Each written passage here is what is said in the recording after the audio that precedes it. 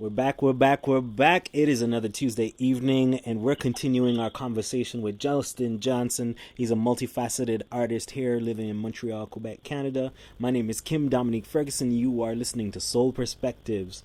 Justin, so Yeah. we left off, you had joined the artist mentorship program. What are some of the opportunities, and what was that experience before the opportunities? What was that experience of being in that artist mentorship program? Yeah, well, I think that was the moment. It was a step professionally, I think, for me because I hadn't considered myself amateur. Let's say before that, I thought I was doing my thing professionally. I was making money off of my gigs. So, but that was really a step forward because it not only connected me with a lot of great resources and networking and so on, but it really forced me to take my arts seriously, to really kind of put my own time and money and effort into it like I would put my time and effort into another job type thing. Yeah. And there was like the high expectation of, if you're going to be doing this artist mentorship program, it's because you're ready to take that next step. Exactly. And and I think that in a great way, it really pushed me to explore and to get to that next place. And I ended up getting my current agent out of that opportunity from the showcase, and a couple other different little gigs and connections from the showcase and from the workshops. We got to check out some one of the voice studios in Montreal. We got to check out a little bit on the animation. It was very, very wide-reaching in terms of all the stuff that we got to experience and get to know. Yeah. And when you were in the AMP program, what was the discipline that you were under? So I was in acting, and then I also luckily got to kind of have a little bit of the resources of directing as well. That's another thing that I have a passion for. But that's one of the things that takes a little less priority because I got to focus on all the other stuff I'm juggling. But yeah, so it was through acting, and had some great mentors. I mean, obviously you're there as well to help us through everything. So with the Black Theater Workshop. So it was good. It was good times, man. And coming out of the artist mentorship program, there were a couple of acting opportunities that you had, as well as some assistant directing opportunities. Could you tell us a little bit about those?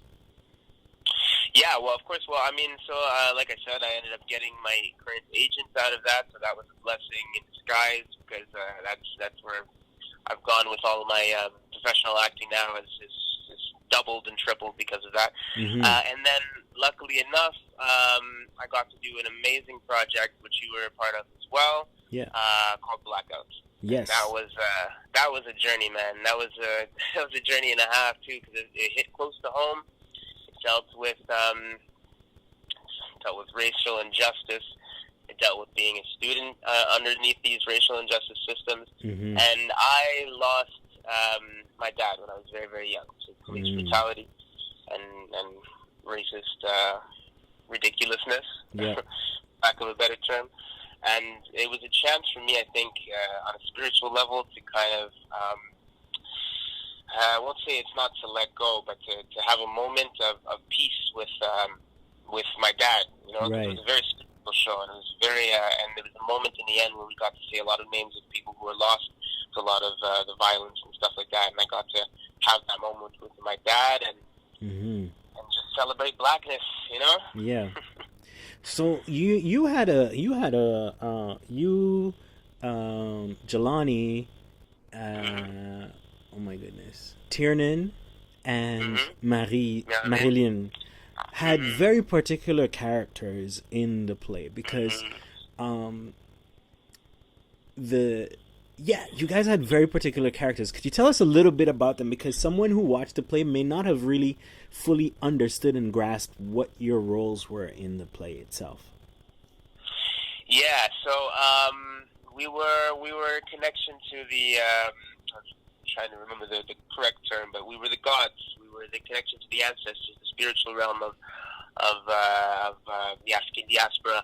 I had the lucky privilege of playing Okun, I believe it was, and then Jelani was Shango, and there was Oshun, Mm-hmm. He's gonna kill me for not getting this name. Oshun and I think it's Oh yeah. things like that. Yeah, yeah.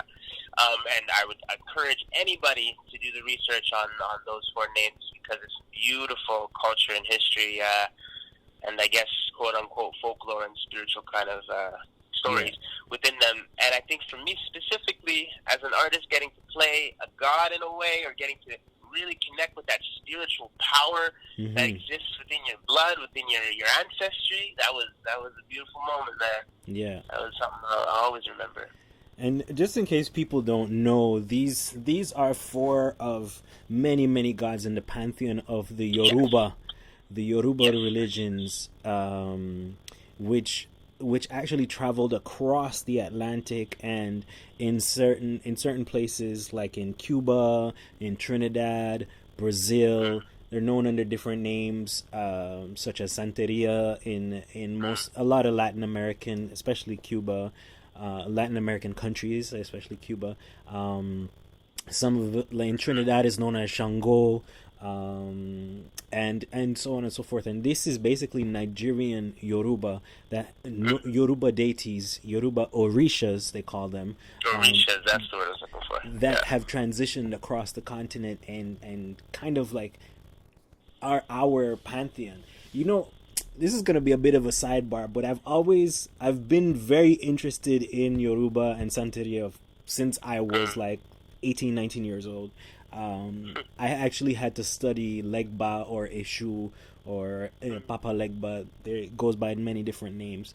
And one of the things that I always found interesting is that if you were to line up the different religions, like the different, not so much religions, but the different pantheons. So the Greek pantheon, the Nordic pantheon, you can almost line up all of the, like, sometimes it'll be off by a little bit, but you can almost line up all the gods and draw through lines. Like Thor and Shango are basically the same. Right. You know, like Shango deals with the lightning and has an axe. Thor deals with lightning and has a hammer. You know, depending. You know, if you're talking about MCU, Marvel, Thor, now he has an axe. But I always find it fascinating that the gods can line up with one another through the different pantheons, and I think that speaks to how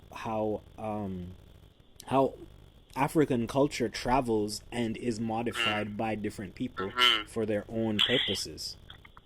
Yeah, well, that's the thing. That's what's really what was really cool about just learning about the Orisha during the process of it as well. Is that, you know, as you grow up, and or at least as I grew up in Montreal, the spiritual knowledge that you gain is very, very one-sided, or else it's very much just focused towards, let's say, like the Greek diaspora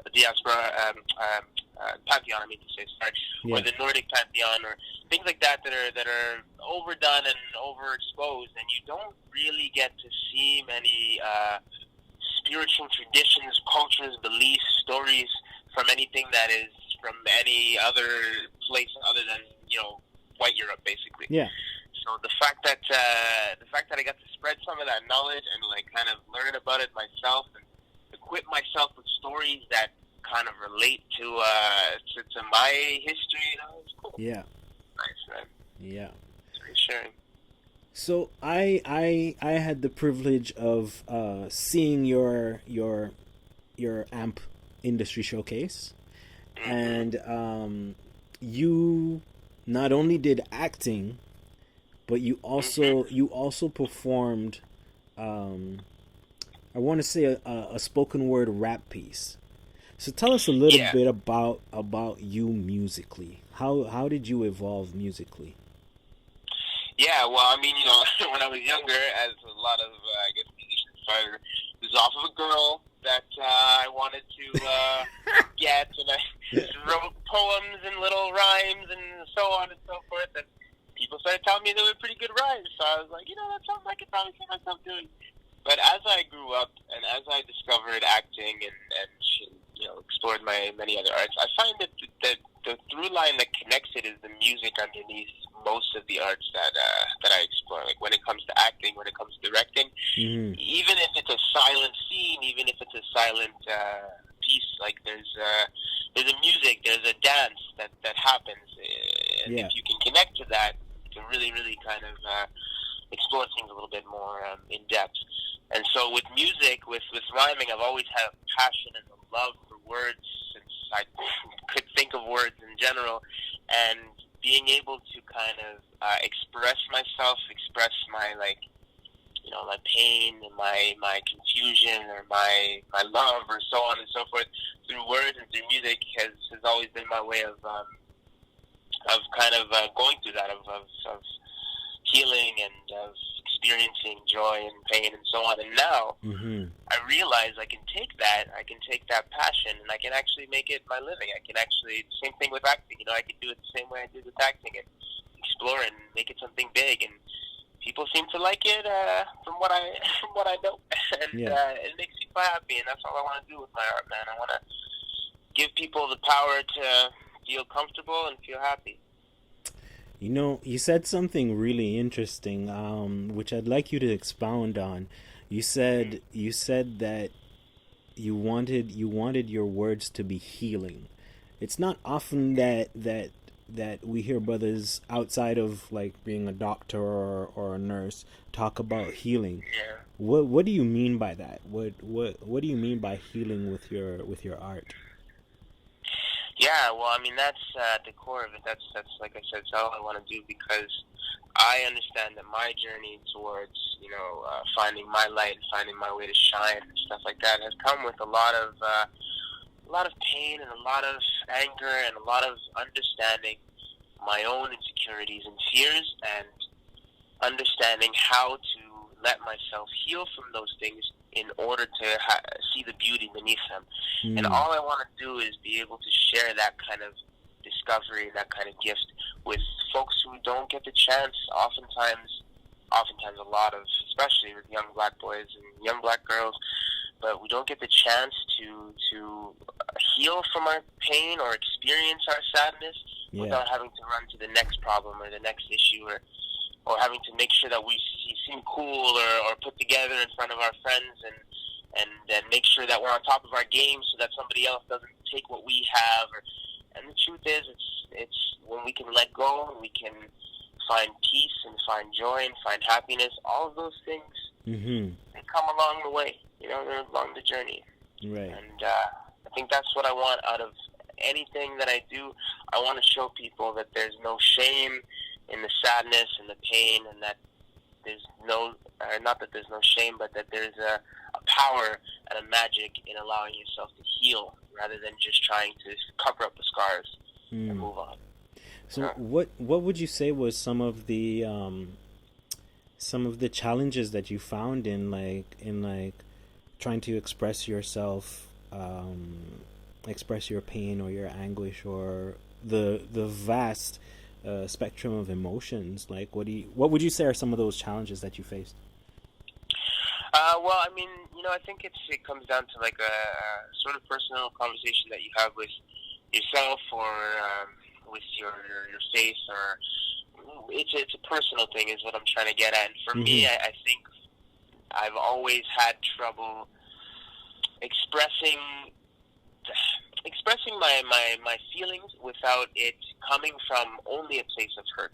Yeah. Because what happens is that when it comes from a place of hurt, you build up walls, you put up defenses, you're playing a game against somebody or against something.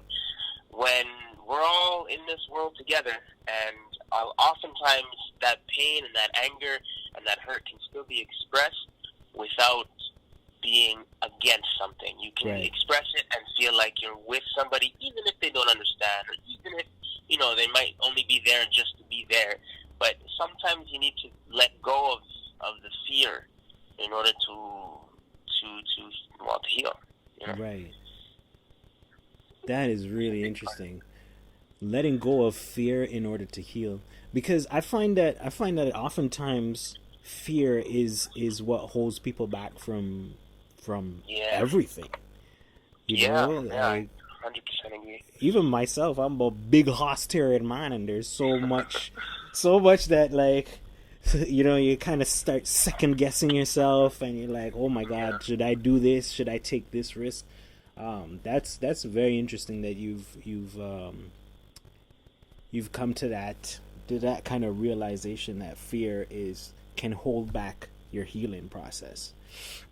Yeah, well, I'm grateful that I have come to some sort of understanding of that, and that's why I want to let my music share so that other people can come to that understanding. I want to make sure that other folks don't have to go through many pains in order to understand something that might help them for the rest of their life. Mm-hmm. All right, we're gonna take another break right now. We are talking to Justin Johnson, who is a multifaceted artist right here in Montreal, Quebec, Canada. You need to find him, need to check him out. But we're going to be coming back to you. My name is Kim Dominic Ferguson. You are listening to Soul Perspectives here on CKUT 90.3 FM.